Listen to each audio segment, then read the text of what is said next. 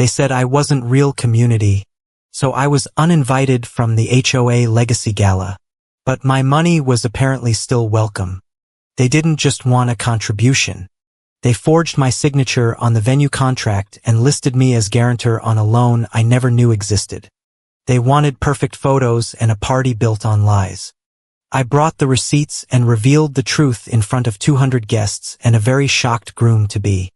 The whole neighborhood was about to see who really didn't belong. My name is Marissa Hale.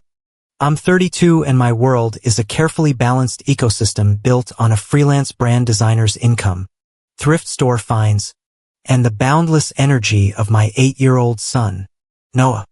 We live in a modest 3-bedroom home in the gated Silverbrook HOA, Colorado, the kind of place that smells faintly of fresh-cut grass and passive-aggressive violation notices. It's not luxury, but it's ours. Practical, resilient, happy most days. The peace is hard-won and fiercely protected. Tonight, a grenade landed in the middle of it. It arrived, as most modern grenades do, via text in the blended family HOA board chat optimistically named Silverbrook Harmony Happenings by my stepmother Veronica, who also happens to be the almighty HOA president. I braced myself. Nothing good ever happened in that chat. The message was from her. The words were stark white against the blue background, stripped of all pretense. Don't come to the HOA Legacy Gala. This night is for the real community family, Leia. I read it once, then twice. My breath hitched. The air in my small kitchen suddenly felt thin and sharp. Beneath her message, a new one popped up from my stepsister Leia. It wasn't words. It was a string of 3 laughing crying emojis. My father Tom was a ghost in the chat, his icon a silent smiling avatar from a fishing trip 5 years ago. But there was no typing bubble, no response, just a cavernous silence that was louder than Veronica's cruelty and Leia's mockery combined. My fingers hovered over the keyboard. 1,000 angry, wounded responses swirled in my head. How dare you? After everything, what is wrong with you?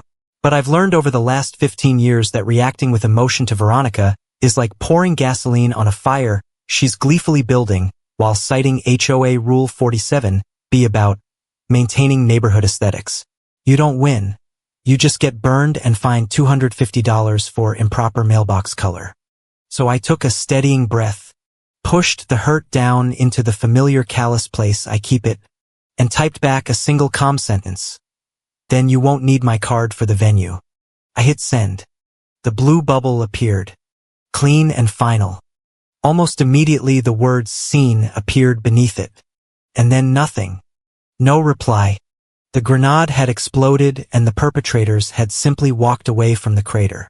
That's how it always was with Veronica. She married my dad 2 years after my mom died from cancer that moved so fast it felt like a car crash. I was 16, raw and adrift. She swept in with her perfect blonde bob, her tasteful beige furniture, and a strategic plan. She didn't throw out my mom's things. She curated them. A few photos kept but placed on a less prominent shelf. My mom's favorite armchair reupholstered in fabric Veronica preferred.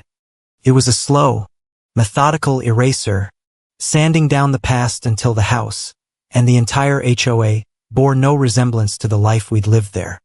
I was part of that life she was sanding away. She never told me I wasn't welcome. She simply built a new community family around me, a picture-perfect unit where I was the awkward, slightly out-of-focus figure at the edge of the frame. The classism was just as subtle, just as corrosive and wrapped in HOA legalese. It was in the way she'd look at the thrifted outfits I bought for Noah, a tight little smile playing on her lips as she handed me a gift bag from a designer children's boutique. I just thought he could use something nice for our family photos, and the gala backdrop, she'd say. The implication hanging in the air that what I provided was never quite nice enough, and might even violate the curb appeal covenant. Her help always came with strings, invisible threads of obligation and violation notices. When she helped pay for Noah to attend a STEM camp with Leia's son, a camp I could never afford, She brought it up for months. Noah just loved that robotics camp, didn't he? I'm so glad we could give him that opportunity. The subtext was always clear. Look what I can provide. Look what you can't. And if you complain, there's always Rule 12C about unauthorized backyard structures. Noah's swing set. To survive, I had to learn to build walls. I developed a system of boundaries that felt less like self-care and more like a military strategy against the Karen regime. 2 Sunday dinners at their house a month. No more. I would arrive on time with Noah scrubbed clean and wearing his nice shirt. I would endure the polite inquiries about my little design business and Leia's endless chatter about her social calendar. And the moment the dig started, usually over dessert, laced with a casual mention of my non-compliant lawn edging, I would leave. This was lovely. Thank you so much for dinner. We've got to get going. Noah has school tomorrow. I'd ignore their token protests and walk out the door, my heart hammering but my dignity intact, and my HOA account still $50 lighter from the latest fine. This legacy gala was supposed to be a ceasefire. Leia was engaged to Adrian Caton. The Catons weren't just wealthy.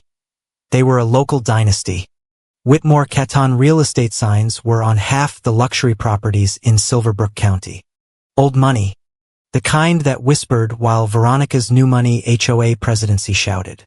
For Veronica, this gala, co-hosted by the HOA to impress the Catons and secure future community partnerships, was the ultimate social coup. The validation she'd been chasing since she married my father and seized the presidency. And for this grand event, she had demanded family contributions, framed as a beautiful HOA tradition, a way for everyone to pitch in for the spectacular evergreen conservatory venue. It was a glass-walled marvel clinging to the side of a mountain where the line between inside and outside blurred, and the price tag was astronomical, especially with the upgrades she wanted to wow the Catons. Months ago, during one of our tense Sunday dinners, she had floated the idea. I saw the trap immediately. It wasn't a request. It was a loyalty test wrapped in covenant language. I offered what I could, $4,000. It was staggering for me. It meant the rattling in my 2012 Honda would continue to be ignored. It meant another year of hoping the transmission didn't give out. It meant postponing the dental work I desperately needed. But I said yes. I promised the money as a gift, a contribution to the community. In return, I received a rare genuine smile from my father and a brief satisfied nod from Veronica. The same nod she gave when she approved a new no visible trash cans rule that somehow never applied to her own driveway. Tonight that nod felt like a lie. The text message landed with the force of a verdict. It wasn't just an exclusion. It was a clarification of my status. I was not real community. I was not welcome. My presence was not required. But my money still was. The silence in the group chat confirmed it. No one had said, "Oh, in that case, don't worry about the money." They just took the insult, took the exclusion, and left the financial expectation hanging in the air like an unpaid fine. They wanted the contribution, just not the contributor. The piece I had tried to buy for $4,000 had just been proven to be a fiction. I was a transaction, a convenient ATM for their perfect night. And now that my part was promised, I could be discarded. I sank into one of my kitchen chairs, the wood cool against my skin. The logo sketch on the counter seemed trivial, a relic from a different life I was living just 10 minutes ago. I looked around my small, quiet home. This was my reality. The sound of Noah breathing softly through the baby monitor, the stack of library books on the table, the unpaid bills in a neat pile by the door, and the latest HOA violation notice for excessive holiday lights, still taped to my fridge even though it was October. This was real. The family in that group chat with their laughing emojis and weaponized silence felt like strangers. And for the first time, I realized that maybe Veronica was right. Maybe I wasn't a real daughter or a real neighbor in their world. But they had made a grave miscalculation. They assumed the woman on the edge of the frame, the quiet one with the thrift store clothes and the carefully constructed boundaries, and the occasional HOA fine, was also a fool. They assumed I would just swallow the pain and let them have my money anyway. They didn't know that resilience born from years of being pushed to the margins can look a lot like steel. The hurt from last night has cooled overnight, hardening from a dull ache into something sharp and cold. Shock has given way to a chilling clarity. My son Noah is at school. The house is quiet. The logo sketch I was working on seems like a relic from another life. My freelance work can wait. I walk to my desk, pushing aside a stack of invoices and the latest HOA newsletter bragging about enhanced enforcement, and pull a fresh yellow legal pad from the drawer. I need to see this in black and white to separate the emotional sting from the hard facts. I draw a line down the center. Left, facts. Right, unknowns. Under facts, my pen moves quickly. Exclusion text from Veronica. Don't come. This night is for the real community family, Leia. Mockery, Leia's emojis. Complicity, Dad's silence. He read it. He did nothing. My prior promise, $4,000. I check my texts from 3 months ago. The words are clear. I can contribute $4,000 as a gift toward the venue. Veronica's reply, wonderful. That will help so much. M. My response last night, then you won't need my card for the venue. Their response, absolute silence. They didn't argue. They didn't apologize. And most importantly, they didn't say, you're right. Don't worry about the money. That silence is the linchpin. It means they still expect the money, and they have the power of the HOA presidency to make it hurt if I refuse. I turned to the unknowns column. Did they already count my $4,000 in their budget? Almost certainly. How do they plan to get it now that I'm uninvited and rescinding? Who actually signed the venue paperwork? Is my name on anything? This last question makes my stomach tighten. Veronica's version of handling things has always involved a kind of slick administrative aggression, burying people in paperwork they don't understand or obligations they never agreed to, usually while citing chapter and verse of the HOA covenants. She's a master of the clerical convenience that always benefits her and the real community. I look up the website. It's a swirl of blush pink and rose gold with fawning captions about her and Adrian. I find the vendor page for the Evergreen Conservatory. I click the link and find their administrative number. My heart is pounding in my throat. This is no longer about setting boundaries. This is reconnaissance. I have to know what I'm walking into before another violation notice shows up on my door. Pick up my phone, take a deep breath, and dial, summoning a voice I haven't used in years. The bright, slightly breathless, competent helper, the stepsister of the Gala honoree. Evergreen Conservatory. This is Brenda speaking. Her voice is crisp. Hi, Brenda. This is Marissa Hale. I'm Leia Hale's stepsister. Calling about the Silverbrook HOA Legacy Gala. I use my real name.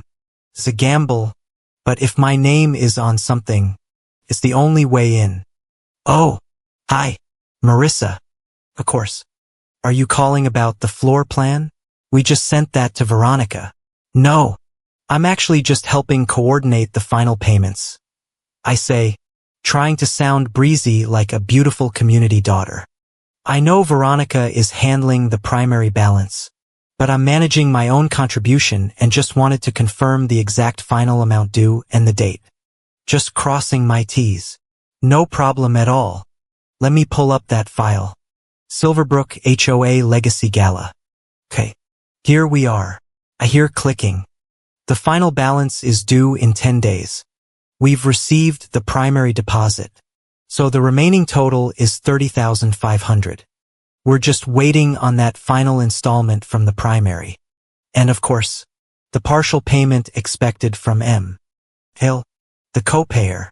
The air leaves my lungs. My pen freezes over the legal pad. The room tilts.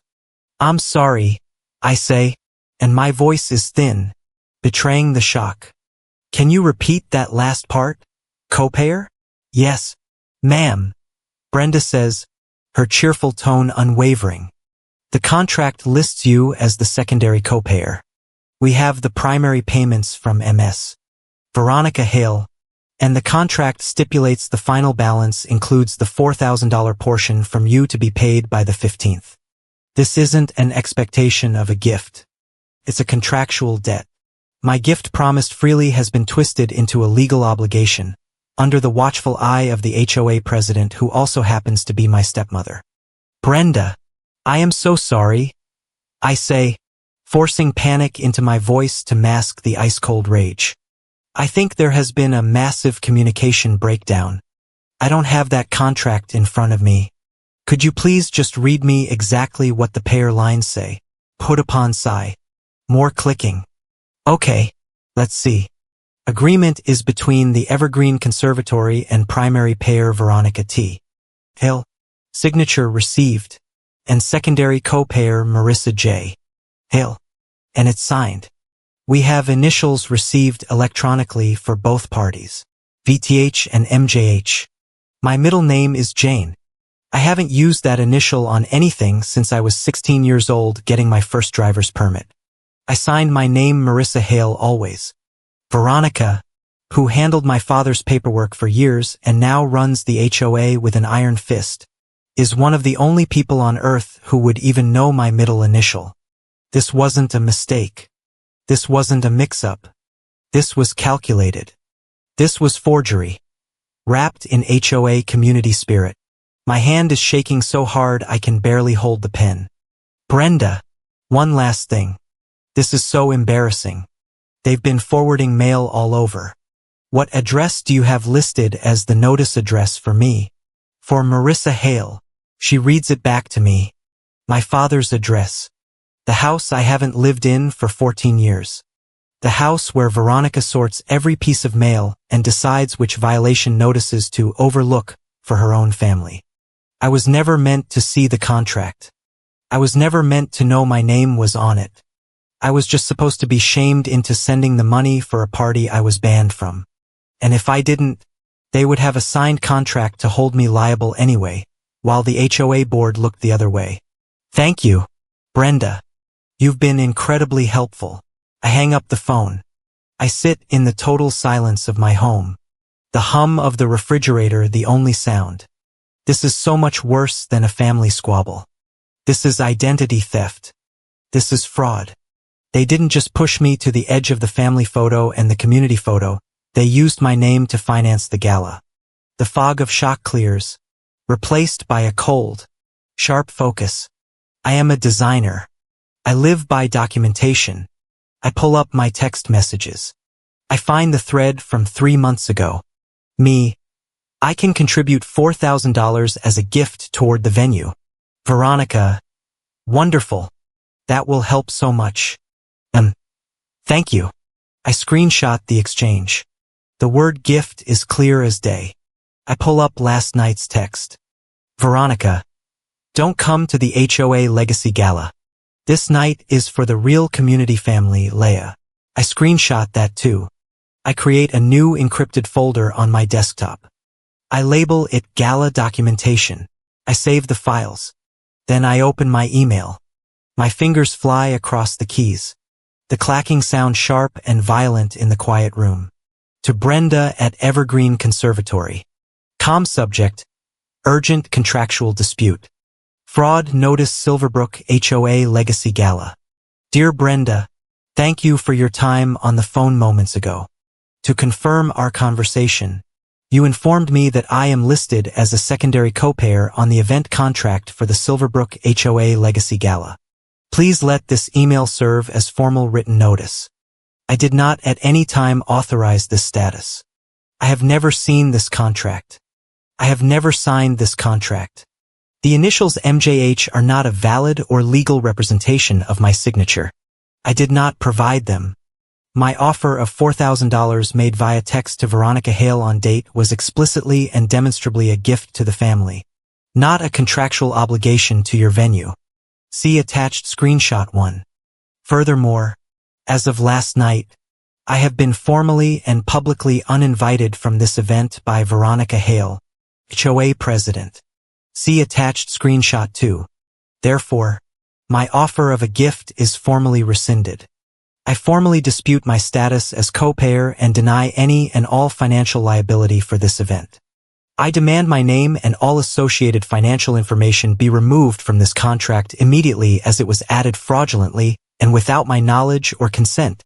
Please direct all future contact regarding this matter to me in writing at this email address only. Do not contact me via phone and do not use the address at my father's house as it is not my residence. I am copying my legal counsel on this correspondence. My finger hovers over the CC field. This is the last step, the one that makes it irreversible. I type the address from memory. Maya Kirk, JD, Kirk Legal Solutions. My college roommate, the woman who slept on the floor of my dorm room with me for a week when I was too grief-stricken to be alone after my mom died. The woman who is now one of the sharpest contract lawyers in Denver, and who has warned me for years that Veronica was a predator in pastel with an HOA badge. I attached the 2 screenshots. I hit send. The whoosh of the email leaving my outbox feels like a declaration of war. A war I never wanted. But one they started the moment they signed my name while enforcing every petty rule on everyone else. The drive to Maya's office in Denver is a 45-minute blur of highway hypnosis. My phone buzzing relentlessly in the cup holder. I don't look at it. I've already counted.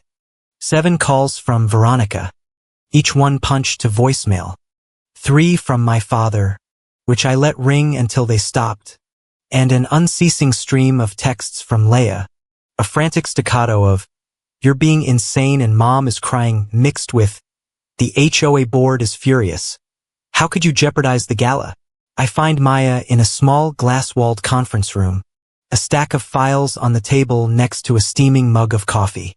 She stands as I walk in and she doesn't offer a hug. She offers a nod of grim validation. "Marissa, Maya, thank you for seeing me. Sit," she says, gesturing to the chair. I read the email, then I read it again. I've already pulled the public incorporation records for the Evergreen Conservatory and cross-checked the HOA filings. My phone buzzes on the table. A new text from Veronica. "Stop being dramatic. Be useful for once." I slide it face down, my hand trembling slightly. They forged your name," Maya says, her voice devoid of emotion. It's the voice she uses when she's summarizing a case, not consoling a friend. It's exactly what I need. Let's be very clear about the terms. Marissa, your text message was an offer of a gift.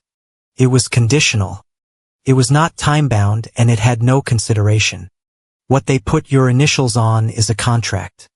It is a binding financial instrument that makes you jointly and severally liable for the performance of that contract, under HOA oversight, no less. They didn't just accept your gift. They converted it into a debt. MJH, I whisper. I haven't signed anything like that in my life. She knew that. Maya says she knew your middle initial. She knew your father's address. She knew you wouldn't receive the notices. This was not a clerical error. This is textbook identity misuse for the purpose of financial gain. Civil fraud at a minimum, and given her position as HOA president, possible criminal exposure if the board knew. She leans forward, tapping her pen on the table. The email you sent was perfect. You created a paper trail. You disputed the debt and you notified them of the fraud. This is why Brenda at the venue panicked and called Veronica immediately. You've just put a massive legal cloud on their entire event. The venue now knows one of their co-payers is fraudulent. They cannot in good faith proceed without resolving this. They're on the hook too now. So what happens? I've already drafted a formal cease and desist letter to be served to Veronica at your father's address. It informs her that she is engaged in fraudulent activity, that she is to immediately cease and desist all use of your name, likeness, or personal identifying information, and that she must provide us with a copy of the contract she signed along with a full release of liability from the venue within 48 hours. Served. The word lands like a stone, like with a process server. Yes, this is past polite emails. Maya sips her coffee. The venue will likely freeze all setup. They won't release the floor plan. They won't let the florist in. And they won't finalize the bar order until this payer issue is fixed, which means they either need to remove your name and find another way to pay, or Veronica has to pay the entire balance in full right now. A wave of nausea hits me. Oh God, Maya. The gala is in 10 days. If they freeze the setup, Leia, I'll be ruining the community event. Maya fixes me with a look so sharp it pins me to the chair. Marissa, listen to me. You are not ruining anything. Veronica forged your signature on a legal document. She tried to steal $4,000 from you after uninviting you from the event she controls as HOA president. She is the one who chose to build this gala on a foundation of lies and theft. Consequences follow choices. The consequence of her choice is that the party might stop. You are not the perpetrator here. You are the victim, and you are finally pressing charges on the assault. Her words hang in the air, heavy and true. I nod, the knot of guilt in my stomach loosening, replaced by a cold, hard resolve. When I get back in my car, I look at my phone. The barrage has continued, and now a new voicemail. My father. I press play, bracing myself. His voice is thin, exhausted. The voice of a man who has chosen peace over integrity for so long, he can no longer tell the difference. Marissa, sweetheart, please. This has all gone too far. You need to call your stepmother. Just let her handle things. This is all a terrible misunderstanding about the paperwork. We can sort out the money. We'll reimburse you later. Just please don't make waves. Not now. It's Leia's big night. The HOA board is watching. We'll reimburse you later. The phrase hits a nerve deep in my memory. It's the same line he used when Veronica absorbed the small college fund my mom had left me into their general community investments account, promising to pay my tuition directly. He'd pay me back later. He never did. It was the same thing he said when Veronica forgot to pay the reimbursement for my car insurance for 2 years while I was in college, a bill I wound up paying by skipping meals. Later was the black hole where Veronica's promises and my father's backbone went to die. Later always meant never. I delete the voicemail. I block Veronica's number. I block Leia's. I leave my father's open, but I silence his notifications. I pick up Noah from school. The moment he climbs into the back seat, babbling about a spelling test and what kind of pizza he wants for dinner, the toxicity of the last 24 hours recedes. Pushed back by the fierce, protective love that is the one unshakable center of my life. His bright, uncomplicated world is the only thing that matters. This is why I'm fighting. I'm not just protecting my bank account. I'm protecting him from a neighborhood where the president can forge your name and still fine you for the wrong welcome mat. I make a decision. I'm done. I'm done with the 2 Sunday dinners. I'm done with the thrift store shame and the obligatory holidays. I am done exposing my son to people who would mock him, erase him, and treat his mother as a disposable wallet while citing HOA covenants. The boundary isn't a line anymore. It's a fortress, and they are no longer allowed inside. That night, I make a plan. For the day of the gala, I will take Noah to the Cascade Ridge Water Park. It's his favorite place, a place of pure, uncomplicated joy. We will have a day of laughter, and I will not check my phone. Later, after Noah is asleep, I'm curled on the sofa, numb and exhausted, scrolling meaninglessly through my phone.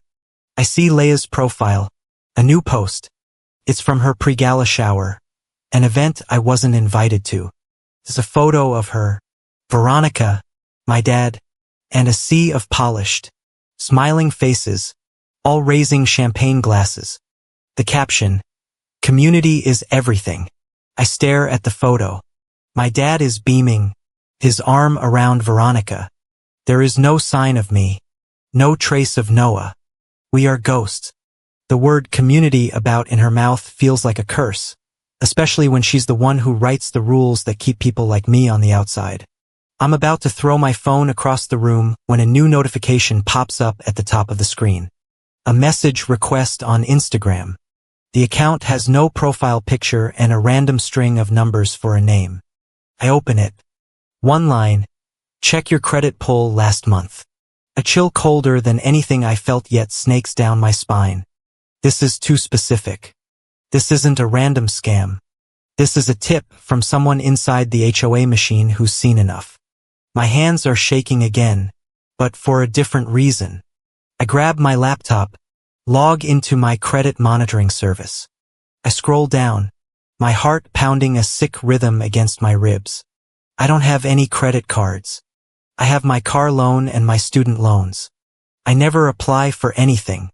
And there it is.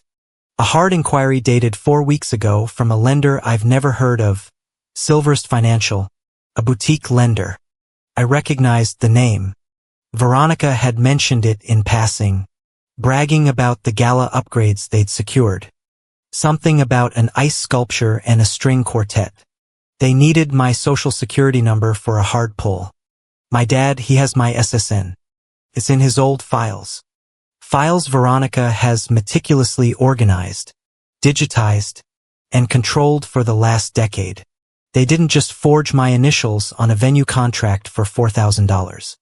They put my name, my credit, my entire financial identity on an application for a much larger loan. I look back at the screen, at the words hard inquiry, and I finally understand. The $4,000 was never the real goal. It was the cover. It was the small, understandable family contribution that would keep me from looking any deeper. The application, the one I never saw. The outline said it. The application lists Marissa as contingent guarantor. If Veronica and Tom default on this Gala upgrade loan, the collectors won't just call them, they will come for me. This isn't just about a party. She has tied my entire financial future to their lies, while hiding behind her HOA president title. The morning after discovering the credit pull is a flurry of tactical strikes. I'm on the phone with Maya before Noah is even awake. My voice low and steady as I relay the information about Silverest Financial. There's a pause on her end, a sharp intake of breath. This is no longer just about a venue contract. This is bank fraud. Okay, Maya says, her voice now stripped of any friendly warmth. It's the sound of a lawyer switching from counsel to combatant. New front, new strategy. I'm on it. Within the hour, a volley of emails leaves her outbox with me copied on every one. They are masterpieces of concise legal force to Veronica and Tom Hale. The formal served cease and desist letter is attached, now updated to include the unauthorized use of my social security number and credit profile. A separate email containing a template for an official fraud affidavit. Fill this out. Marissa. Her email reads. Every detail. We file it with the credit bureaus and the lender. This creates the official record of the crime to Silverest Financial. A notice of disputed debt and identity theft, citing the relevant statutes of the Fair Credit Reporting Act. It informs them that the contingent guarantor listed on loan application, redacted, is fraudulent, that a fraud affidavit is being filed, and that they are legally obligated to halt all collection activities and remove the hard inquiry from my credit report pending a full investigation. The response from the world outside Maya's legal fortress is swift and chaotic. The first domino to fall is the Evergreen Conservatory. An email arrives from Brenda, the coordinator. Her tone now clipped and bordering on hostile. Subject: urgent action required. Silverbrook HOA Legacy Gala. MS. Hale. Further to your email, we are in receipt of a notice from your legal counsel. As per our company policy regarding contractual disputes, the payer issue must be resolved and a signed release of liability provided before we can proceed. Until such time, the floor plan cannot be released to your vendors. Furthermore, if the dispute is not resolved within 72 hours of the event date, All vendor access and on-site setup will be suspended. We require a resolution by 3 p.m. this Friday. They are putting us on the clock. It's not my clock. I realize it's Veronica's. The next explosion is predictably from the family HOA chat. Leah, if you needed attention this badly, you could have just said so. Did you really have to send a lawyer to the gala venue? You're trying to ruin the community night because you're jealous. Everyone can see it. I don't respond. There is no point.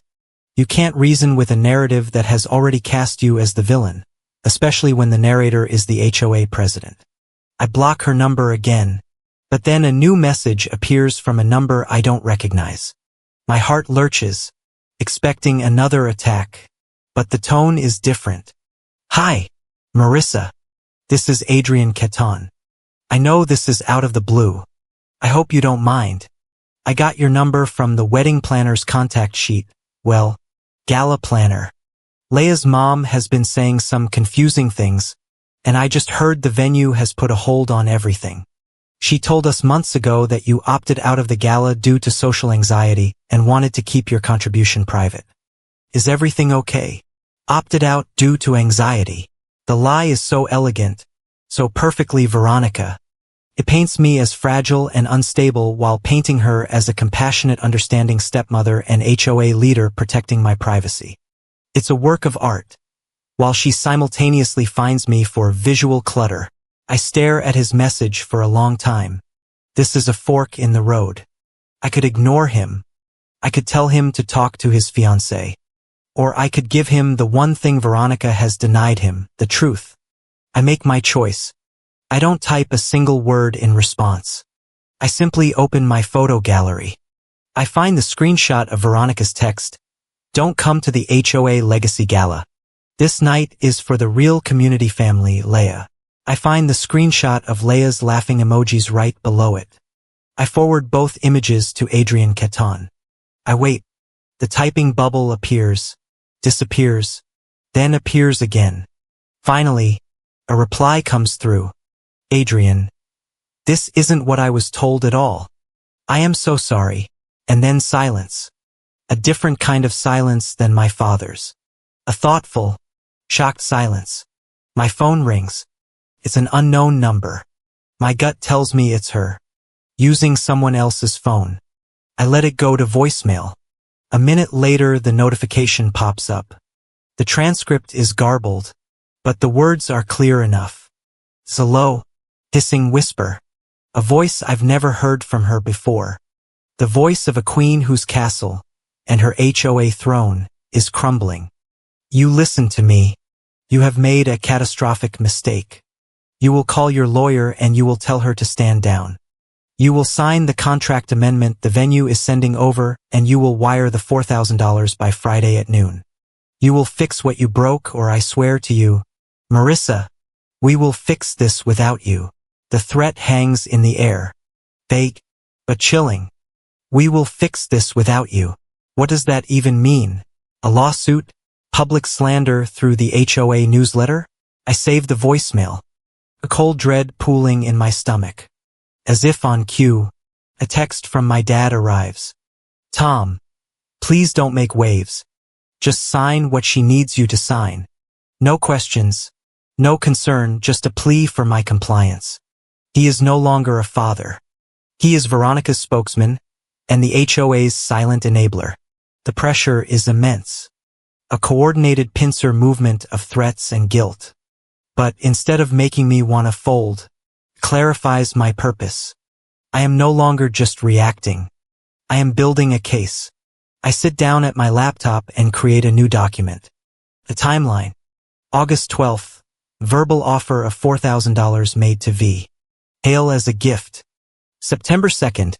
Contract for Evergreen Conservatory signed by V. Hail with M. Hale's initials forged as co-payer. September 20th. Hard inquiry made on M. Hale's credit by Silverest Financial. Hale listed as contingent guarantor on loan application without her knowledge or consent. October 19th. 8:15 p.m. Text message from V. Hale uninviting M. Hail from Gala. October 20th, 11:30 a.m. Phone call with Evergreen Conservatory confirms fraudulent co-payer status. October 21st, 10:05 p.m. Voicemail from V. Hail containing a veiled threat. I stare at the list. It's a sequence of escalating crimes, disguised as community service. It's clean. It's factual. And it's damning. I download an audio recording app onto my phone, setting it to one-touch activation. From now on, if my father calls, if anyone calls, I will have a record. I will document everything. As I save the timeline, a hazy memory surfaces, triggered by the sheer audacity of what Veronica has done. It's a memory from years ago. Shortly after my mother died, I was 18, signing a stack of papers my dad put in front of me with Veronica hovering helpfully over his shoulder. Just estate stuff. Honey, he'd said. Formalities. One of the documents had something to do with my mom's trust and the small cabin she had inherited from her parents. The one place that still felt like it belonged to my side of the family. A nagging thought, a question I hadn't considered in over a decade, begins to form. What was on those papers? Veronica had needed collateral for the Gala upgrades. She had been willing to forge my name on a loan. What if this wasn't the first time she'd used my name or my inheritance as collateral, while enforcing every HOA rule on me? My hands feel cold. This could be so much bigger than a Gala. I open a new browser tab and search for the county records office. I need certified copies of my mother's trust documents. I need to see what I signed. I need to see what my mother left me and what, if anything, is still there. That evening, the legal documents and screenshots feel a million miles away. I'm on the floor of my living room and my entire focus is on a teetering Lego skyscraper. Noah is directing the build with the intense seriousness of an 8-year-old architect. No, Mom, he says, grabbing a long red piece from my hand. This is the support beam. If you put it there, the whole penthouse will fall. You're right, boss, I say, smiling. We need a strong foundation. He nods, carefully snapping the piece into place. He's quiet for a moment, a rare thing for him. Mom, are you sad? My breath catches. I must not be hiding it as well as I thought. A little, honey. I'm dealing with some grown-up stuff that feels sticky. Like with Grandma Veronica and Leia and the HOA rules. My heart drops. I've been so careful to keep him insulated. What makes you say that? You get a quiet face, he says, not looking up from his tower. Like you're building a fence inside your head.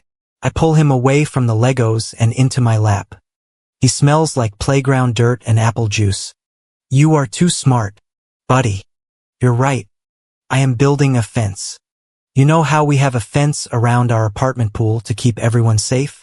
Boundaries are like that. They're just fences we build to keep our hearts safe, and sometimes we have to build them really, really strong when people forget how to be gentle. He mulls this over. So we're not going to the Gala? No, buddy. We're not. Good, he says simply. Leia never lets me play with the cool toys anyway. I hug him tight. The fierce protective love washing away the day's chill. He sees it so clearly. It's not about jealousy or drama. It's about not being allowed to play, while the president makes the rules. In fact, I say, pulling back with a smile, I was thinking on the Gala day you and I should do something way better.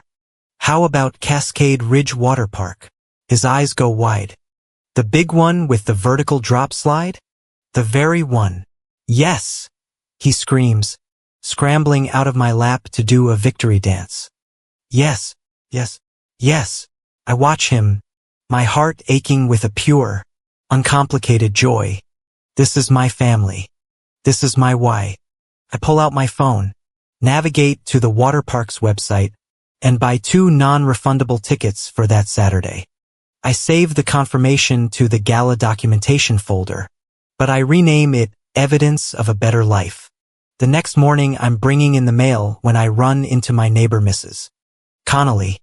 She's a retired paralegal in 5B. A woman with sharp eyes and a sharper mind who always has a kind word for Noah. You look like you're on a mission, Marissa, she says, balancing a small bag of groceries on her hip. Just family stuff, Mrs. Connolly. You know how it is. She gives me a knowing look. The stepmother, isn't it? The one with the perfect hair who always looks at your car like it's something she stepped in, and then writes you up for it. I can't help but laugh. A short, sharp bark. That's the one. I knew her type from my 40 years in family law, she says, shifting her bag. Let me give you a piece of free advice. People like that, they never just ask for help. They name people as helpers on paperwork. They put your name on a permission slip, then a volunteer list, then a cosign form. By the time you realize you're on the hook, you're in so deep you can't see daylight. Watch the paperwork, dear. They always do it with paperwork, especially when they wear the HOA crown. Her words echo in my head all the way up the elevator. A perfect chilling summary of my situation. It's not just a hunch. It's a pattern. It's this thought that makes me finally call my Aunt Dee, my dad's sister. Dee has always been the black sheep of the Hale family. The one who calls my dad Tommy and rolls her eyes at Veronica's pretensions and her HOA presidency. She lives in Oregon and keeps her distance. Marissa Jane. Her voice crackles over the line. What a surprise. You only call me when your dad's wife has done something dreadful. What is it this time? It's that bad. Dee. Honey. She's a predator in pastel. She hides debt under the guise of community unity better than anyone I've ever met. Your dad, bless his spineless heart, just lets her do it. I take a breath. Dee, I need to ask you about something my mom left me. The cabin. The one up near Bear Creek. The line goes utterly silent for a full 10 seconds. I think the call has dropped. Dee, Marissa, she says, and her voice is low. Serious. What do you know about that cabin? Almost nothing, I admit. I just know Mom left it to me and Dad. I was 18. I signed some papers. I haven't thought about it in years. But now, oh, Marissa. Tommy told me you'd agreed to it. Agreed to what? Veronica. About 5 years ago, she retitled it. She moved it out of your and Tom's names and into a new LLC. Something ridiculous, Hale Family Events LLC. I think she said it was for tax purposes and to protect the asset for the community. She told us all you were on board, that it was your idea to let her manage it. The blood drains from my face. I'm sitting on my sofa but the room is spinning. What? But I never signed anything. I never agreed to that. I never even heard of that LLC. Then you need a lawyer. Honey. Dee says, her voice grim. You need one yesterday because she didn't just manage it. She refinanced it. Pulled all the equity out. Tommy told me it was to upgrade their house. But the timing. It was right when Leia's first engagement fell through and the gala planning started. I hang up the phone. My hands numb. I immediately call Maya. I relay the conversation. The name of the LLC. The retitling. Hold on. Maya says, and I hear furious typing. Hale Family Events LLC registered in Colorado. Yep. Here it is. Principal Agent Veronica T. Hale. Okay. I'm accessing the County Recorder Office database. Searching property transfers. Bear Creek Cabin. Got it. What does it say? Ask. My voice sounding small. It says, Maya says, her own voice tight with controlled anger, that on March 14th 5 years ago a quitclaim deed was filed. The property was transferred from Thomas Hale and Marissa J. Hale, joint tenants, to Hale Family Events LLC, a domestic limited liability company. But I never signed it. Maya, I swear to God, I never signed it. You didn't have to, Maya says, her voice flat. Your signature is right here. Marissa J. Hale by Veronica T. Hale. Her attorney, in fact, her what? Power of attorney. She signed for you, claiming she had your legal power of attorney to do so. The hazy memory from when I was 18 floods back. The stack of papers. Just estate stuff. Honey. My dad's reassuring smile. Veronica's helpful hand guiding me. Sign here and here. Was it in there? Did I sign away my rights to her? A grieving, trusting teenager. Maya. I don't know. I might have. I don't remember. I was 18. It doesn't matter, Maya says, her voice like flint. Marissa, did you ever go to a notary and sign a document granting her durable power of attorney, a separate specific document? No. Absolutely not. Never. Then the POA she used is fraudulent. She forged it or she tricked you into signing something you didn't understand, which is fraud by inducement. This is grand larceny. Marissa, this isn't a Gala dispute. This is a felony. The pieces slammed together with the force of a physical blow. The Silverest financial loan, the Gala upgrades. Veronica bragged about the forged guarantor status. They didn't have enough collateral on their own. They used my cabin, my mother's cabin. She's using my mother's legacy to pay for an ice sculpture while fining me for my own backyard. She's using your mother's legacy as collateral for a loan you are now also fraudulently listed as guarantor on. Maya corrects me, her voice cold and precise. This is a whole new level of exposure. If they default on that loan and with this kind of spending the lender will seize the cabin. And because you're also on the loan, they'll come after your home, your income, your life. The Gala proceeding is not just an insult, Marissa. It's a direct threat to you and Noah's financial survival, disguised as neighborhood harmony. The last bit of fog in my head evaporates. The guilt, the fear, the lingering desire to just make the waves stop. It's all gone. Replaced by a cold, hard certainty. This isn't about ruining Leia's night. This isn't about getting revenge on Veronica. This is about stopping a crime in progress, while the HOA president hides behind covenants. What do we do? Maya. We stop the misuse, she says. We stop it clean. We stop it legally. And we stop it on the record.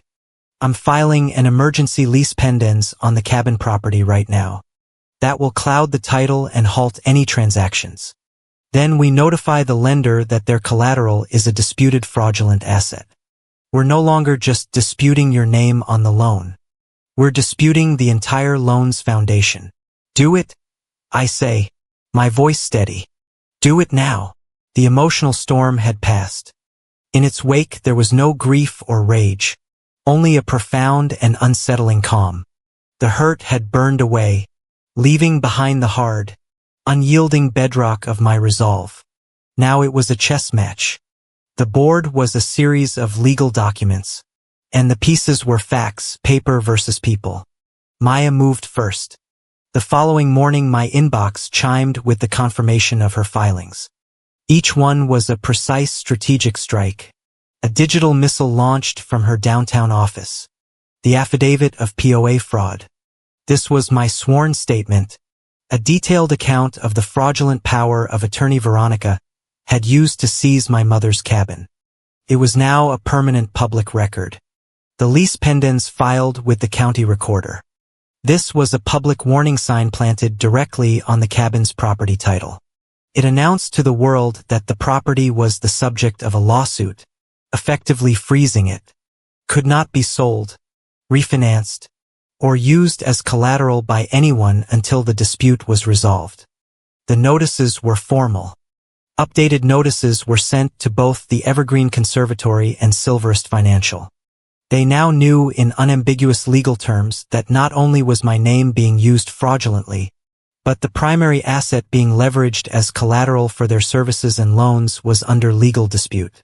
The response was almost instantaneous. A perfunctory email from the Evergreen Conservatory landed in my inbox. They confirmed receipt of the legal notice. Their policy, they reiterated, was clear and inflexible. full payment from the undisputed primary payer or signed releases from all listed payers. Until one of those two things happened, the Silverbrook HOA Legacy Gala had no venue. Veronica's countermove was not legal. It was social. A text message appeared in the old family HOA group chat sent from my father's phone. I only saw it because Aunt Dee forwarded me a screenshot. It was from Veronica, a broadcast to our extended family and the HOA board. A quick update on the gala. We've hit a sad and difficult snag. Marissa is going through a period of severe emotional instability and is making some destructive choices that are impacting us all. We ask for your prayers for her health and healing during this trying time. I stared at the words. A month ago this would have shattered me. Today I felt nothing but a cold clinical recognition of the tactic. She was preemptively poisoning the well, recasting my defense against her crimes as a mental health crisis. I was not a victim. I was unstable. I was not fighting fraud. I was having a breakdown. It was a master stroke of manipulation, while she continued to enforce every petty HOA rule on the rest of us. An hour later, a text came through from Adrian Caton. Marissa, I know things are incredibly complicated, but I need to understand what is happening from your perspective. Would you be willing to meet, just to talk? My treat for coffee. This was it. The wild card. I texted Maya. Her reply was immediate. Yes. Neutral ground. I'm coming with you. We chose a sterile, busy cafe halfway between my home and his office. I arrived first, choosing a small table in the corner. Maya sat beside me, her leather satchel on the table between us. She looked like a lawyer, calm and immovable. I just felt like a 32-year-old single mom in a clean but well-worn sweater, about to detonate a stranger's life. Adrian walked in and I recognized him from Leia's Instagram. He was taller in person with a kind, worried face that didn't seem to fit the rarefied world of the Catons. He wasn't wearing a suit, just jeans and a casual jacket. He looked like a man carrying an immense weight. Marissa, thank you for coming, he said, his eyes meeting mine directly. He nodded politely to Maya. And you must be Ms. Kirk. Maya is my legal counsel and my friend, I said. She's here to ensure clarity. We didn't bother with small talk. After ordering coffees, Adrian leaned forward, his hands clasped on the table. My future mother-in-law is telling me that you are having a personal crisis and are trying to sabotage the gala out of spite. The venue is telling me the contract is frozen because of a fraudulent signature. My fiancé is telling me you're jealous. I have a feeling none of those are the real story. Maya slid a thin file folder across the table. The real story is a matter of public record. Adrian opened it. His eyes scanned the first page, a copy of the quitclaim deed for the cabin showing Veronica signing my name under a fraudulent POA. I watched the color drain from his face. He turned the page to the copy of the venue contract with my forged MJH initials. He then looked at the notice of dispute to Silverest Financial, showing I was listed as a guarantor on a loan I never knew existed. His face, which had been worried, was now a mask of disbelief. Veronica told my parents that you live out of state, he said, his voice low, almost to himself. She said you were estranged by your own choice, that you wanted to contribute to the gala financially to build a bridge, but that you couldn't handle the stress of attending, and that you'd been fined multiple times by the HOA for non-compliance. She uninvited me via text message 2 nights ago, I said, my voice even. I saw, he said, looking up from the papers, his eyes filled with a dawning horror. I saw the screenshots you sent. I watched him process the web of lies, the sheer depth of the deception. He had been engaged to a woman whose family was actively committing felonies to fund their gala, while running the HOA that was supposed to protect residents.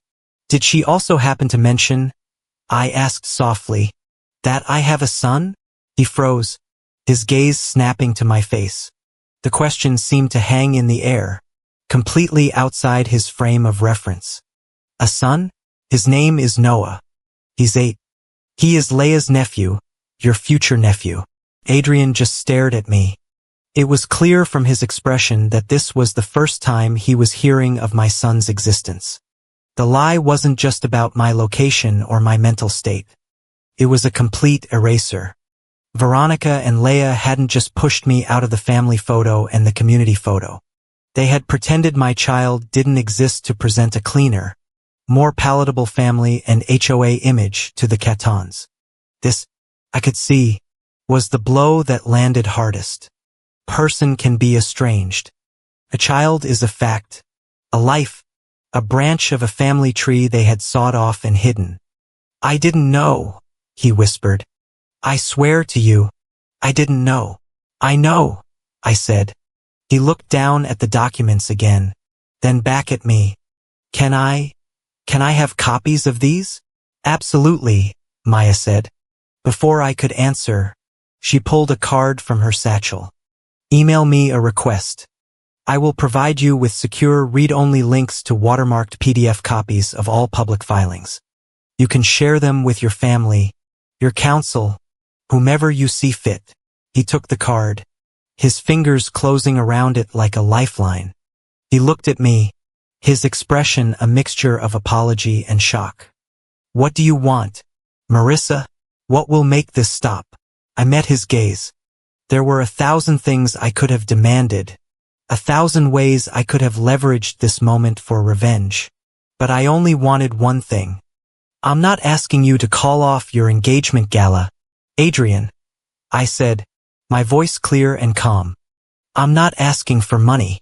I'm not asking for an apology. I have one single request. Tell the truth to your family. Show them those documents. Tell them about my son, and then as a family you can decide accordingly. He nodded slowly, a profound understanding passing between us. I had not given him an ultimatum.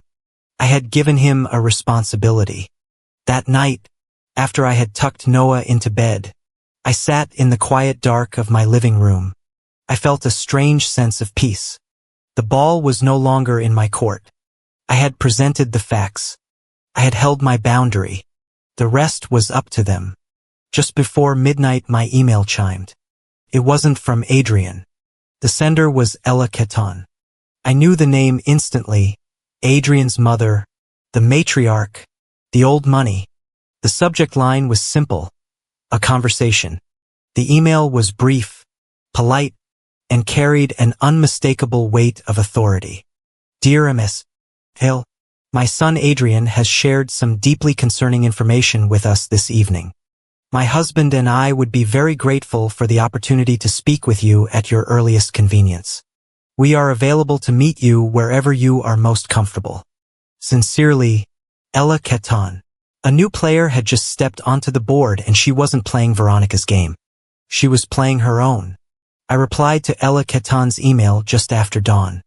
My response was as polite and formal as hers. I accepted the invitation for that afternoon and I confirmed that yes, I would be bringing my son. Their house was not what I expected. After a lifetime of Veronica's curated ice-white architectural digest style of living, a house where you were afraid to set down a glass, the Caton home was something else entirely. It was old, built of dark stone and ivy, set back from the road by a lawn that was simply a lawn, not a manicured putting green.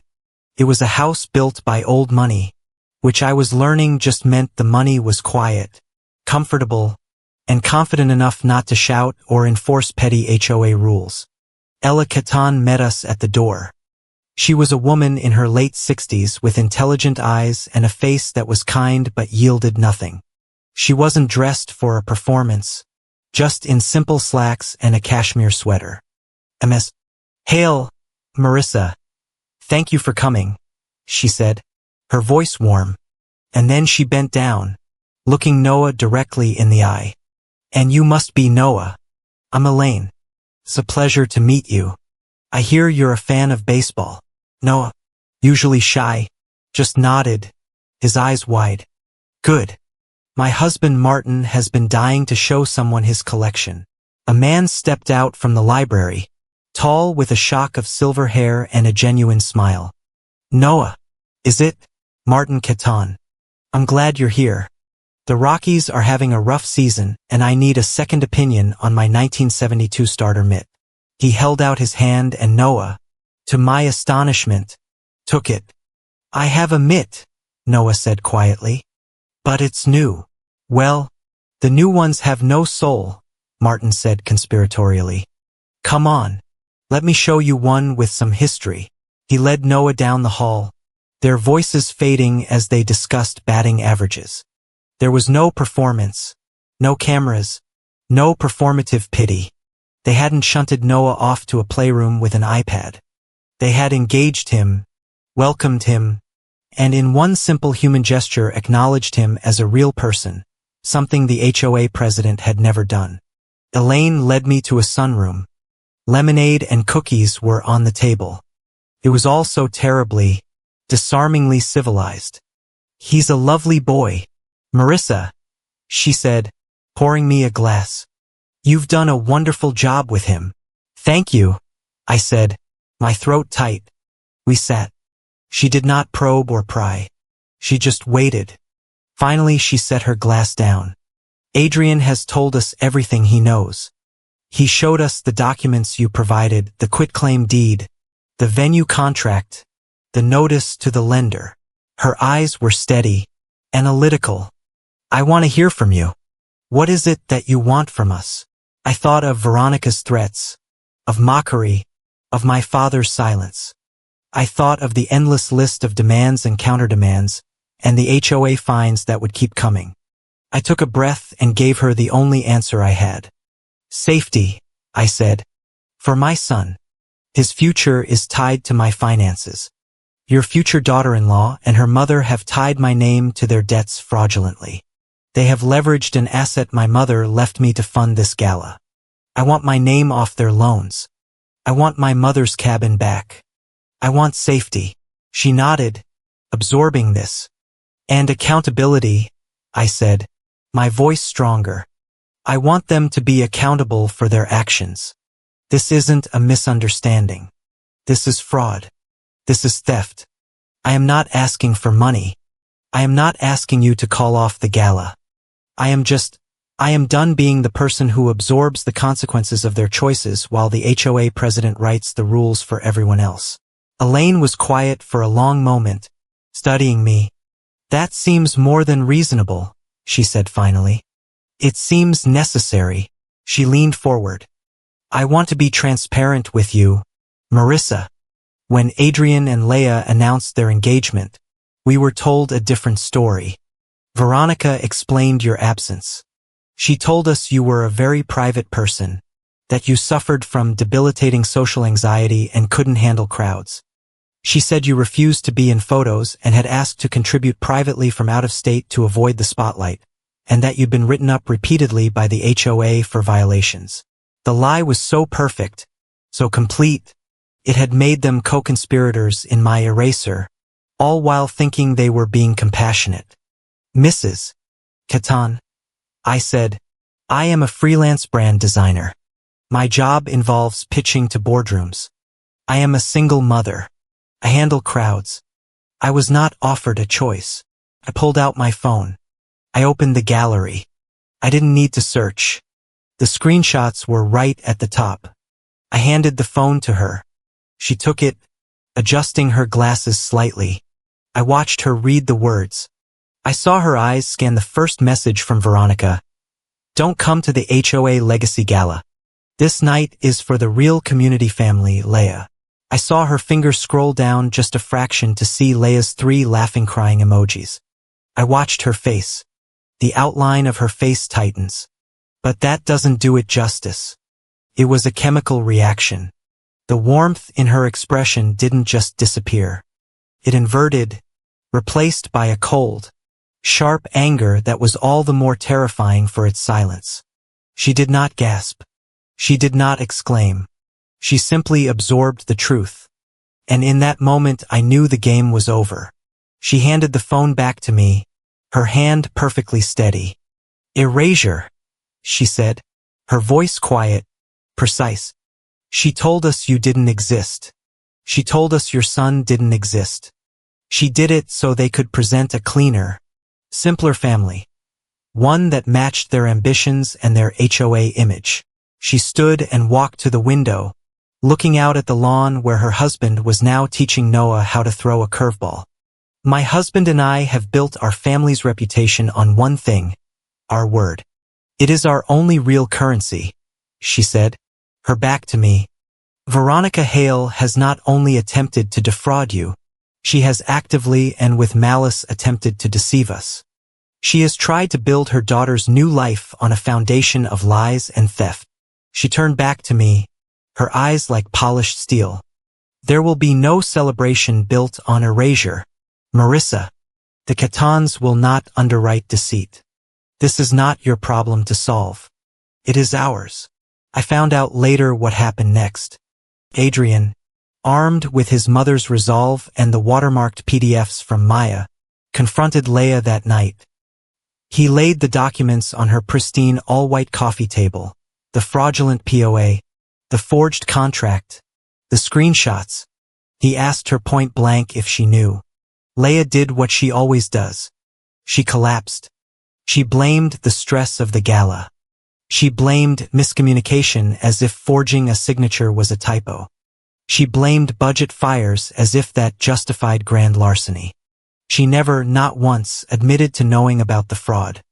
She just cried that Adrian was being cruel to her, that he was taking my side. Veronica, seeing her daughter's leverage fail, went to my father. It was the final showdown. She cornered him in his study, the one room in the house that still had his old leather chair. She gave him the ultimatum. This is your doing, Tom. You let her get out of control. You need to fix it. You need to pick a side. Her or us. My father, a man defined by a lifetime of choosing inertia, did exactly that. He chose nothing. He did not defend me. He could not bring himself to fully condemn me.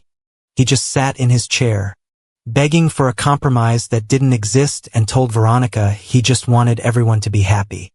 He chose to be a ghost. It was the last and most profound of his failures. The clock was ticking. The email from the Evergreen Conservatory had been clear. Resolution by Friday at 3 p.m. Friday came. Friday went. No resolution was offered. No release was signed. The deadline passed. 3:01 p.m. The venue officially suspended the Silverbrook HOA Legacy Gala. The vendors who had been on hold began sending penalty invoices. The florist, the caterer, the string quartet, they all wanted their money, and the contract was now in default. The entire glittering edifice of Veronica's ambition had collapsed, while she still held the HOA presidency. That night my email chimed. It was Veronica. She had found the one line of communication she still had. It wasn't an apology. It was a final, desperate gambit. Subject: Gala Amendment. Urgent. Marissa, this has all been a terrible misunderstanding. I've spoken to the venue and we have a simple fix. Attached is a contract amendment. All it does is remove the disputed language and confirms your original generous gift of $4,000. If you just sign this and wire the money tonight, the venue will reinstate the event for tomorrow. I opened the attached PDF. It was a complex 5-page amendment that was in reality a full release of liability for her and a retroactive authorization of all previous agreements. And at the bottom in the signature block was a typed line, high pressure and presumptive, just waiting for my e-signature. Signature Marissa J. Hale dated date. I stared at it. After everything, the fraud, the lies, the erasure of my son, the theft of my mother's cabin. She still believed that I could be bullied, shamed, or panicked into signing, that I would be the one to fix it. I didn't reply. I didn't even breathe hard. I simply clicked forward to Maya Kirk. J.D. Kirk Legal Solutions. Calm. FWD. Gala Amendment Urgent. Maya, look at this. They are still trying. Her reply came back in less than a minute. I see it. This is attempted coercion. Don't do anything. It's over. The 36-hour deadline passed not with a bang but with a quiet final click.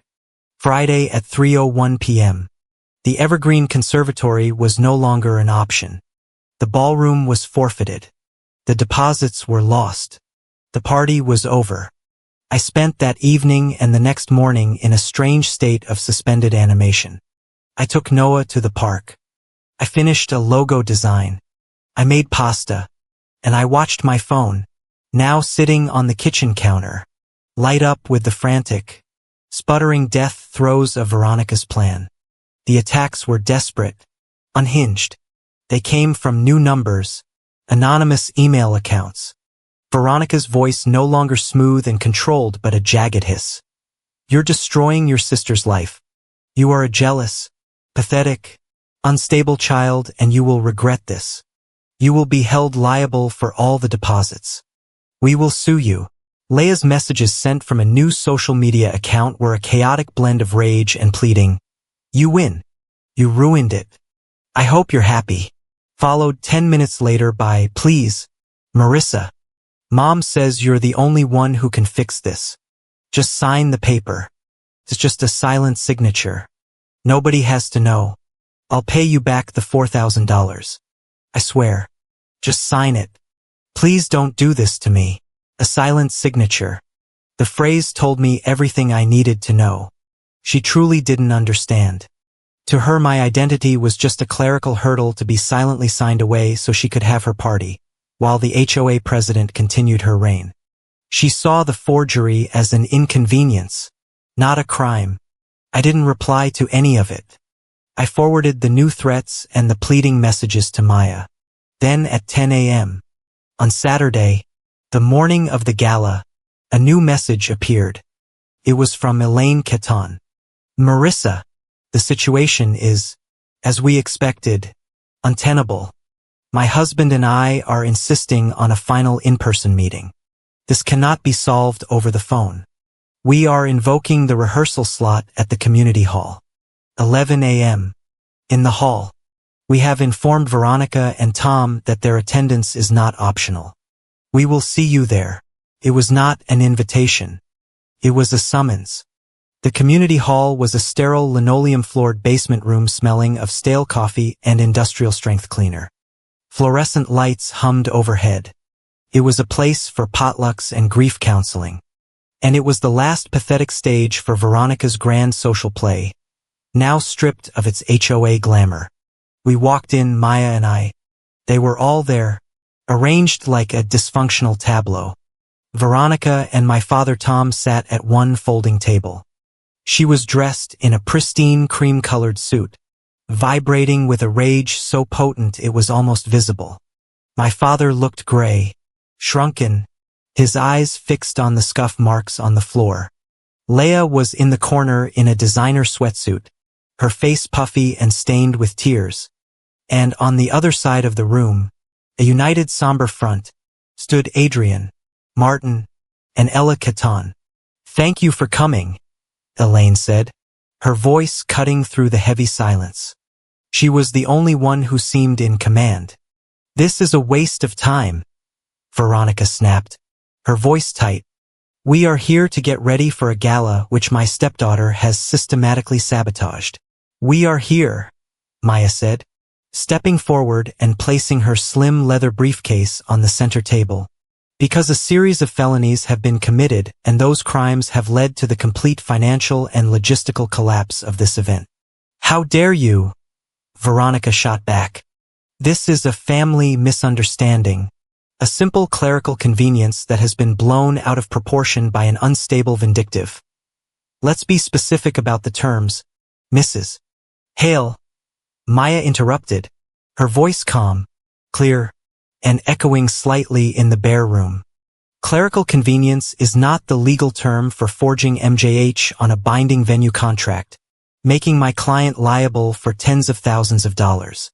It is not the term for obtaining my client's social security number and listing her as a contingent guarantor on a six-figure loan from Silverst Financial, which by the way is bank fraud. Leia made a small choked sound. My father sank lower in his chair. And it is certainly not the term, Maya continued, her voice growing colder, for creating a fraudulent power of attorney document and using it to file a quitclaim deed, thereby stealing her 1/3 stake in a family cabin left to her by her deceased mother, a cabin which you then, under the name Hale Family Events LLC, leveraged as the primary collateral for that same fraudulent loan. The silence in the room was absolute. It was the sound of a bomb detonating without a flash. Leah looked at her mother, her face a mask of genuine confusion.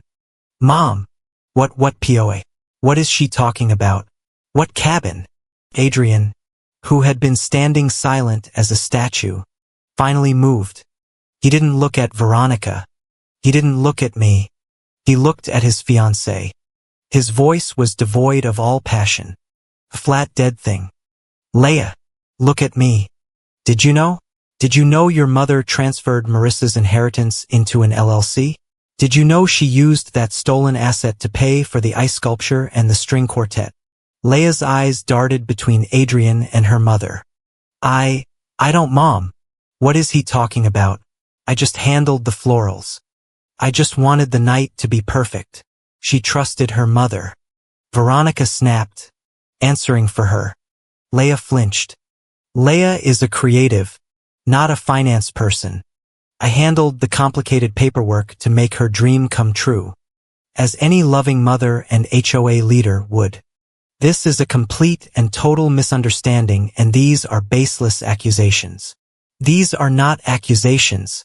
Veronica, Ella Catan said, her voice cutting through Veronica's defense like a scalpel. They are public records. We have seen them. You did not just handle paperwork. You lied to my family about Marissa's anxiety. You lied to us about her refusing to be in photos. You lied by omission about her son's existence. And you funded this entire celebration with stolen assets. She looked at her son, then at Veronica. This is the final offer. The ballroom at the Evergreen Conservatory is gone. That is a non-negotiable consequence of your actions. However, a gala is a celebration, not a party. We are willing to proceed with the ceremony in the community hall today as scheduled. We will host a small private luncheon for the immediate families in this hall, and the Catan family will assume the vendor penalties for the default. Veronica's eyes lit up. A flicker of victory. She had won. She was still getting the Catan name.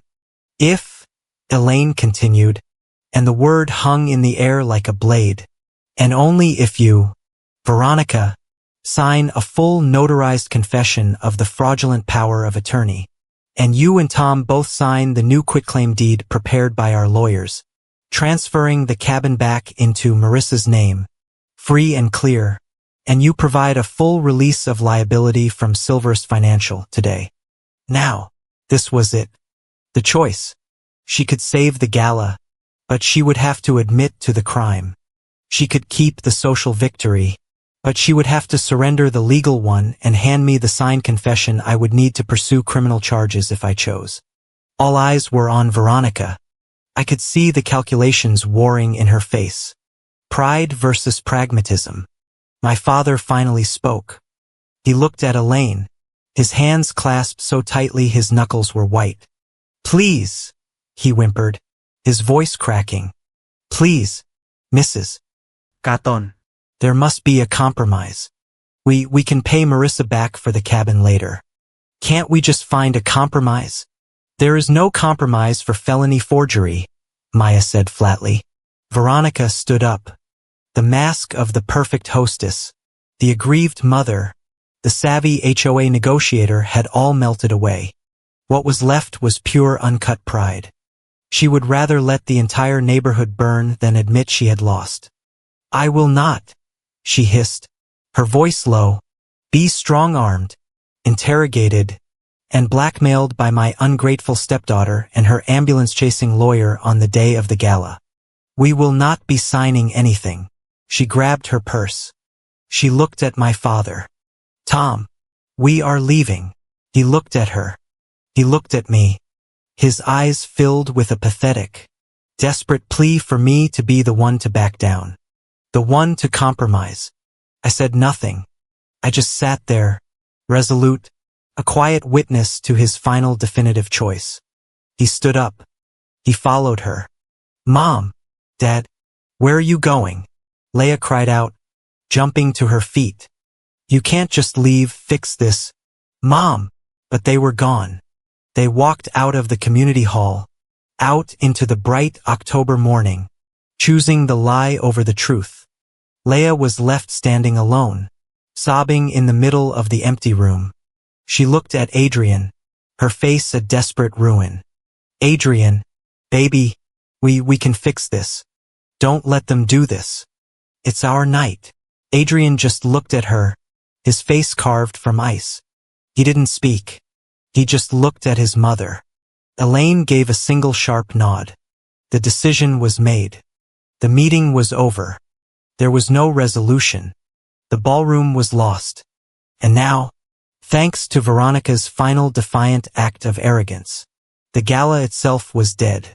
Saturday morning, the day of the gala, I woke up to silence. No frantic texts, no threatening voicemails. My phone, which I'd left on the charger in the kitchen, was dark. The storm had finally passed, or so I thought. The adrenaline of the last week had drained away, leaving me feeling hollowed out but light. Noah padded into the kitchen, rubbing his eyes. "Is it today?" he whispered. "It's today, buddy. Water park day." "Water park day," I confirmed. I pulled out the mixing bowl. I had promised him cartoon pancakes and I was going to deliver. As I poured batter into a dinosaur-shaped mold, the smell of vanilla and warm maple syrup filled our small kitchen. This was real.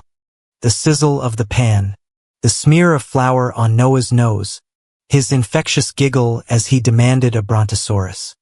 This was the life I had built, the one I had just fought to protect. This was my family. This was my safety. We left the house just after 10 a.m. The sun bright in a cloudless Colorado sky.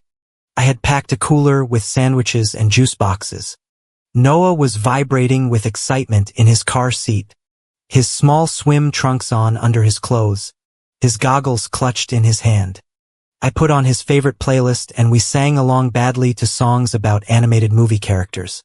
As we merged onto the highway, heading toward the mountains, away from the city, away from the community hall, I felt a profound sense of release. I had chosen this. I had chosen joy. At that same moment, across town, the first guests were arriving at the community hall. They were a sea of pastel silks and expensive suits, confused. The gala was supposed to start at noon. There was no music. There was no receiving line. The ushers, young cousins of Adrian's, looked pale and stressed, repeating a mantra. "There's been a slight delay. Please find a seat." The vendors who hadn't been part of the evergreen package were adrift. The organist was arguing with a coordinator about his cue sheet. The ceremony florist, who had been paid, had delivered her arrangements, but they looked sparse and sad, designed to complement the grand conservatory, not to fill the austere darkwood chancel of the community hall. The photographer, a high-strung artist whose contract was 5 pages long, was cornering a Catan family representative. "This is a new location. This requires new lighting, new setups, and a breach of contract fee." Whispers were starting to ripple through the pews. Where was the groom? Where was the bride? We were the first in line at the gates of Cascade Ridge. The moment they opened, Noah dragged me by the hand toward the lazy river, his laughter echoing in the bright chlorinated air. For the next hour we were just 2 more people in the happy, anonymous crowd. We floated under waterfalls. He splashed me. I splashed him back. I felt a decade younger. There was no fraud here, no contracts, no expectations, just the sun on my skin and the simple, uncomplicated joy of my son. Back at the community hall, the chaos was consolidating in the vestibule. Veronica, dressed in a dove-gray mother of the gala dress that must have cost more than my car, was circulating, her face a mask of tragic concern. I learned later from Aunt D, who had heard it from a cousin, exactly what she was saying. She would clasp a guest's hand, her voice a theatrical whisper. "Thank you so much for coming. It's been such a trial. As you know, our black sheep Marissa, she's having a terrible episode. We're all just heartbroken. She refused to come, of course, but not before she tried to bankrupt us. Just to, well, we don't know why. We're just praying for her." My father was there, but he wasn't. He stood near a stained glass window lost in his tuxedo. He wasn't greeting guests. He wasn't supporting his daughter. He was a man hollowed out by his own inertia, his regrets unspoken, his backbone unused. He was a ghost at the feast, haunting the edges of the disaster he had refused to prevent. Ella Catan, in stark contrast, was a pillar of quiet strength, dressed in a navy blue suit. She stood at the main door. She wasn't spinning a story. She was managing a crisis with integrity. I heard she quietly instructed her nephews, the ushers, with a voice of steel, "If Marissa Hale appears today, you will treat her with the utmost respect. She is a guest of our family. We are here for the truth, not for optics. Is that understood?" In the community hall sacristy, the small windowless room behind the altar, the final act was playing out. The officiant, an older man named Father Thomas, looked exhausted. He was holding the marriage license. Adrian was there in his tux, his face like stone. Leah was beside him, her makeup already ruined, weeping silently. Veronica and my father had been summoned. "I cannot in good conscience proceed," the officiant said, his voice heavy. "It's not just the chaos outside. Veronica, you assured me you had handled all the paperwork, the state licenses here, but the canonical attachments are missing. The prenuptial certification, the parish clearances. They were never filed." "It's just paper," Veronica snapped, her voice breaking. "A clerical error. I'll have my assistant send them on Monday." "It is not just paper," the officiant said. "It is the sacrament. It doesn't matter, Father," Adrian said, his voice flat. He stepped forward, pulling a folded document from the inside pocket of his tuxedo. It was his copy of the prenuptial agreement. "This is the real issue." He opened it, not to the signature page but to the back, to the addendums. "Schedule C," he said, his voice ringing out in the small room. "Collateral for vendor invoices, decor, florals, and lighting. My lawyers approved this, but I never read it closely enough. I see now that was a mistake." He held it out for the officiant to see, his finger landing on one line. "The primary collateral listed here to secure the luxury decor invoices against default is an asset listed as the Hale Family Events LLC, the very same fraudulent LLC that Mrs. Hale created when she forged her stepdaughter's signature and stole her mother's cabin." Leah finally looked up, her eyes wide with a confusion that, for the first time, I believe was genuine. "Mom, what is he saying? You told me you used the lake house equity." "Be quiet, Leah," Veronica hissed. "She didn't just lie to Marissa," Adrian said, his voice a low, simmering monotone. His eyes locked on Veronica. "She didn't just lie to my family. She used my marriage, my signature on this prenup, as the legal vehicle to legitimize her theft. She tried to make me complicit in her crime." He neatly folded the document. He looked at Leah, at her tear-stained, uncomprehending face. He looked at my father, who was staring at his own shoes. He looked at Veronica, whose face was a mask of pure, unadulterated hatred. And then he did something I never could have predicted. He took the copies of the fraudulent POA, the quitclaim deed, and the prenup addendum and tucked them securely into his breast pocket. His face was set. He was no longer a groom. He was a man who had just been handed the truth and he was not letting it go. "Noah, watch me, Mom," His voice snapped me back to the present. We were at the top of the vertical drop, the tallest, scariest slide in the park. My heart was in my throat. He'd been working up the courage all day. "I'm watching, buddy. You've got this." He gave me a brave gap-toothed grin, crossed his arms, and disappeared over the edge. I ran to the bottom, my phone out, recording. He shot out of the bottom of the tube in a huge spray of water, sputtering, terrified and triumphant. "I did it!" he screamed, his voice raw with joy. "Mom, I did it!" I was laughing, my eyes stinging with tears of pride, moving to stop the recording, and that's when I saw it.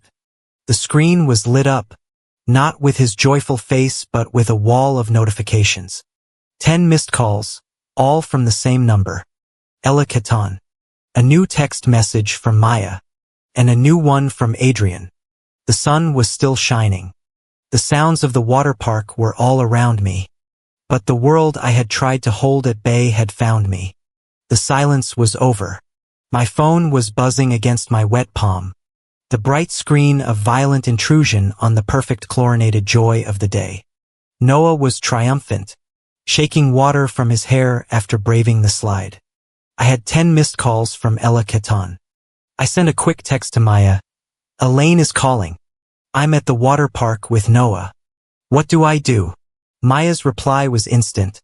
"Call her. I'm 5 minutes from the hall. I have the envelope. Go." I clicked the number.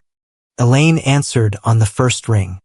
Her voice calm and clear over the sound of screaming children and splashing water. "Marissa, I'm here," I said, my heart hammering. "I'm with my son. Bring him," she said without a moment's hesitation.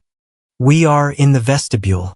Not for photos, not for a party, for the truth. Martin will meet you at the door." She hung up. The drive was a blur. I threw our towels in the car, pulled a dry t-shirt over my damp swimsuit, and wrapped a still damp Noah in the warmest towel I had. I didn't have time to change. I didn't have time to think. I just drove. Maya was waiting for me on the stone steps of the community hall. Her black suit a stark contrast to my wrinkled cotton t-shirt and jeans. My hair was drying in damp clumps around my shoulders. She held a single thick sealed manila envelope. She looked at me, at my water park attire, and gave a single approving nod. This was not a performance. This was an arrival. As we walked through the main doors, I saw the chaos, the confused guests, the wilting flowers, the whispers. But we weren't headed for the pews.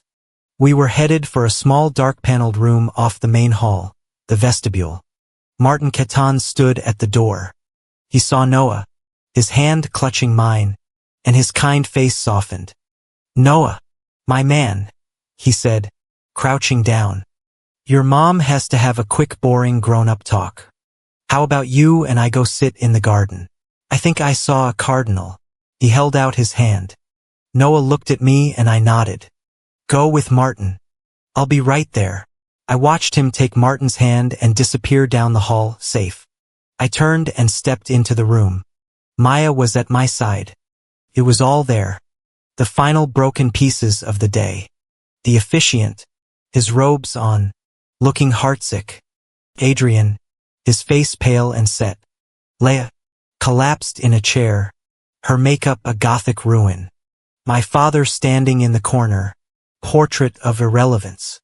And Veronica, the moment she saw me, her face contorted with a hatred so pure it was stunning. "Leave," she hissed, her voice a low vibration. "Get out. You are not welcome here. You have done enough. Stay." Ella Catan's voice cut through the air. She physically stepped between us. A small woman in a navy suit creating a barrier of sheer unyielding will. The officiant looked at us, his eyes deeply troubled. "Mrs. Catan, Adrian, I do not understand what is happening. We are here to provide clarity." "Father," Maya said, her voice echoing in the small holy space.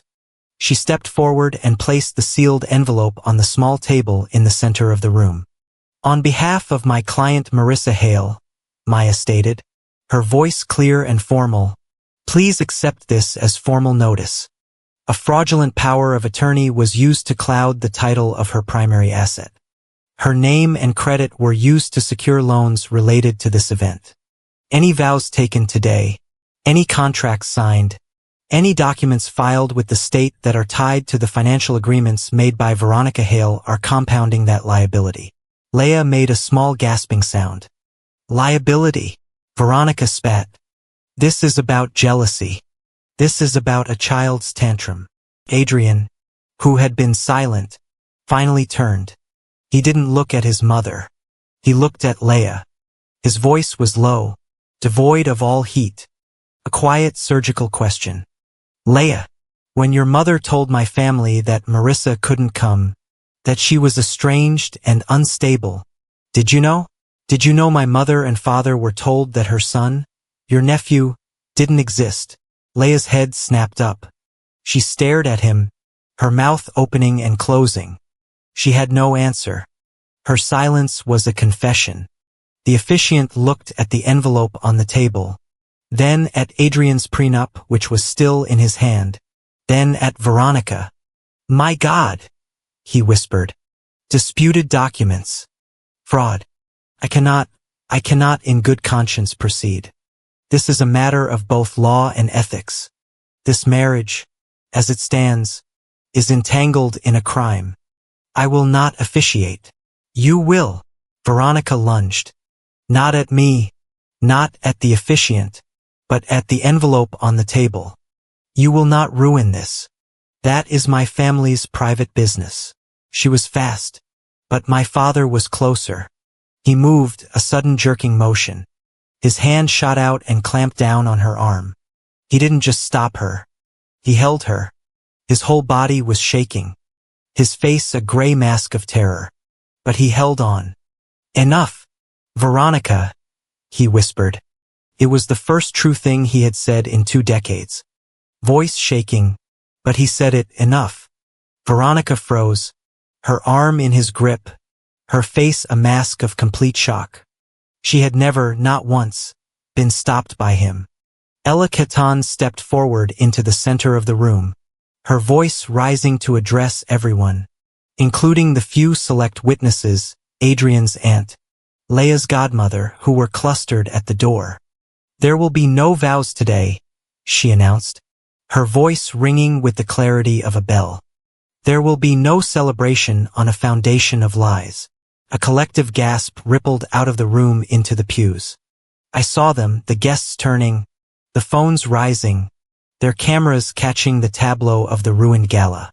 Veronica sputtered, finally ripping her arm from my father's grasp. Leah let out a single gut-wrenching sob and buried her face in her hands. My father, he just covered his face, his shoulders shaking in silent, pathetic collapse. The distant, confused sound of the organist, who had been softly playing a prelude, stopped mid-note. The silence that fell was absolute. I hadn't said a word. I didn't need to. Maya had spoken the law. Adrian had spoken the betrayal. Elaine had spoken the verdict. I thought of Noah waiting for me in the garden. I thought of his future, the one Veronica had tried to steal, the one I had just reclaimed. I walked to the table. I didn't look at Veronica or Leah or my father. I looked at Adrian and at the officiant. I reached into my jeans pocket and pulled out the single folded piece of paper I had brought from home. My only contribution to the day. I placed it on the table on top of Maya's sealed envelope. It was the screenshot, the one that started it all. The one line that said everything. This night is for the real community family, Leah. Adrian looked at it. His eyes traced the white text on the blue background, then the laughing emojis below it. He looked up, his gaze meeting mine. In his eyes I saw a deep, profound, and devastating understanding. He nodded once. He turned to the officiant. We're postponing, he said, his voice clear and final. Not for scandal, for the truth. I turned and walked away. I didn't run. Maya fell into step beside me. I walked out of the dark vestibule, past the shocked, whispering guests, past the weeping bride and the ruined mother, and stepped out of the massive community hall doors into the bright, blinding sunlight. The heavy doors swung shut behind me, the thud echoing, a final definitive period on a sentence of my life. The boundary was held. The fraud was stopped. I saw him across the lawn sitting on a stone bench with Martin, laughing. He saw me and his face lit up. "Mom!" He ran to me. I crouched down and he slammed into my chest. I buried my face in his damp, chlorine-smelling hair, holding him so tightly my arms ached. I stood up. His hand held firmly in mine and I walked away. Thank you so much for listening to my story. I'd love to know where in the world you're listening from. Please comment below, share your thoughts, and let's connect. Don't forget to subscribe, like the video, and if you'd like to support this channel, please hit that hype button so this story can be heard by more people.